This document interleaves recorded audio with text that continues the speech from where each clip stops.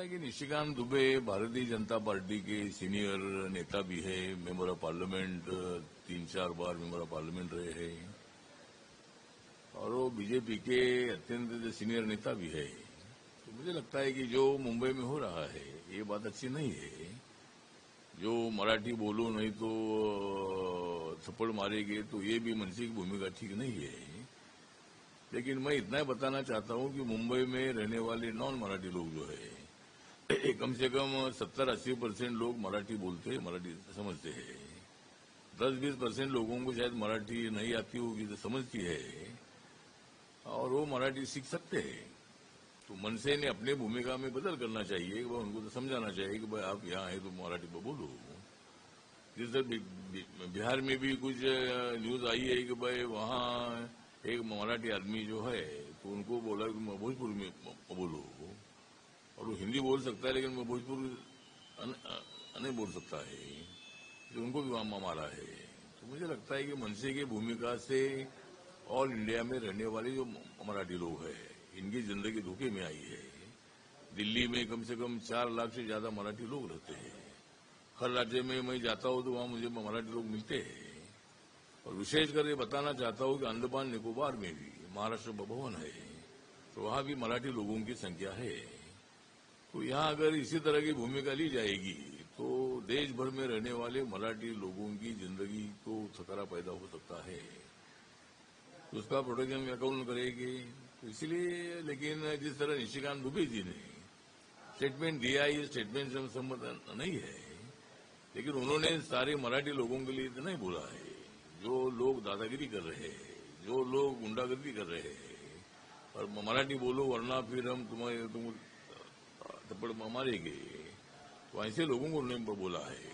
उनका पटक पटक और मारेंगे मतलब हर मराठी आदमी को मारने का विषय नहीं है। दादागिरी करने वालों को मारेगा ऐसा उन्होंने बोला है। तो भी मुझे लगता है ये कोई बीजेपी का अधिकृत स्टेटमेंट नहीं है। ये व्यक्तिगत उनकी राय है, उन्होंने अपनी भूमिका रखी है और हम मतलब लेकिन उन्होंने दादागिरी करने वालों को ही मतलब ये इस का उत्तर दे दिया है। मराठी विवाद के बीच राज ठाकरे ने अपने कार्यकर्ताओं से कहा है कि मीडिया से बात ना करें, मीडिया को इंटरव्यू ना दे, मीडिया से बात ना करें। राज ठाकरे ने अपने कार्यकर्ताओं को कहा मीडिया से बात ना करें, कैसे देखते हैं?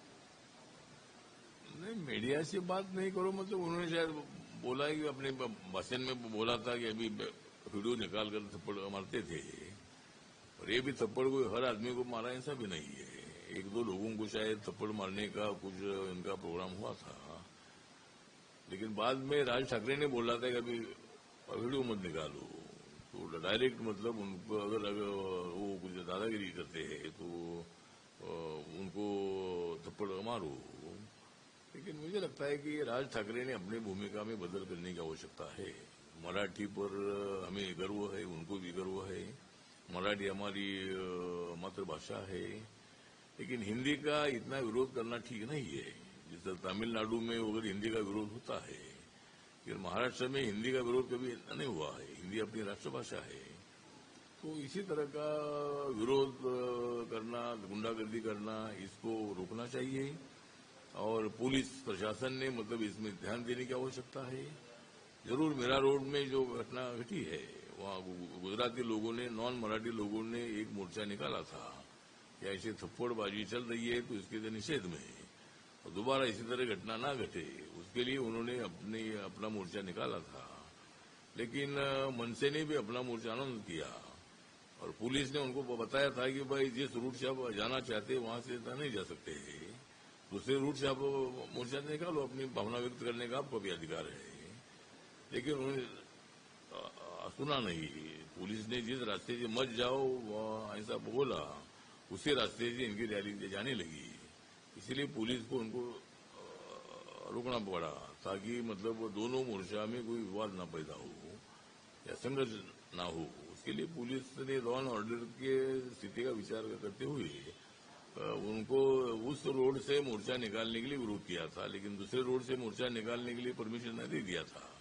उनको नॉन मराठी को परमिशन दिया और अपने को परमिशन दिया, ऐसा बिल्कुल नहीं है। उनको भी परमिशन दिया था लेकिन उस रूट से नहीं परमिशन दिया था। हमने भी अनेक मोर्चे निकाले और हमने पुलिस का तो सुनकर हमने हमारी भावना व्यक्त की अनेक बार, लेकिन दो समूह में संघर्ष नहीं होना चाहिए, वायलेंस नहीं होना चाहिए। इसके लिए पुलिस को इसकी चिंता होती है और इसीलिए पुलिस ने उस रूट से जाने के लिए उनको मना कर दिया था। खराब खाना मिला, इसको लेकर कर्मचारी